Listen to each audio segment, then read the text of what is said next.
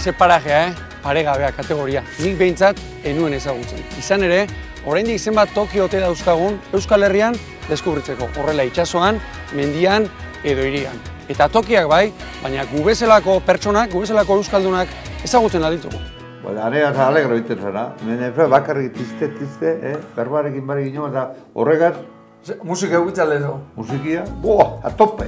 Bera diño, novio se esposó y se privó de la libertad. Hemen dikuzu. Haulan, ana martan dutzu dauna, barraketara, amarreo hemen, eta Taketa lotu? Lotu taketa eskuka, eta geldie, nola soia, zer soia, ez da izan, areri begitzutuzu, ez da izan izun. Bandundo ni libertade. Jo iso konturtxoan ajatea etorri.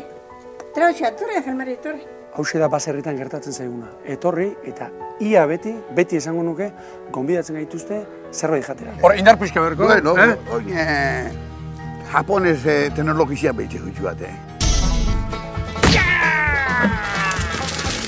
Zárate,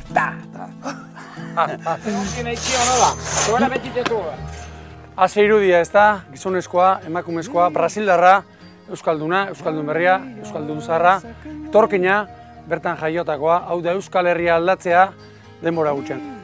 Hain naiz jartzen, urduri jartzen eneiz, bai? Zu zer, zelakoa zaren? Torri zuunea. Eu kontratabiko nik, iza entrenatu da. Aitzak, nik esan ja negozioa arra zein da. Hemen turistak egarri, eta 3 euro kobratu. Egitan. Herri hau batez ere jendeak osatzen du, bere harima, bere bihotza, bere taupada pertsonak dira. Zeuek edo guk bezala, bere eguneroko jardunarekin, aleginarekin, izerdiarekin, etxerako babarrunak irabazten saiatzen dena.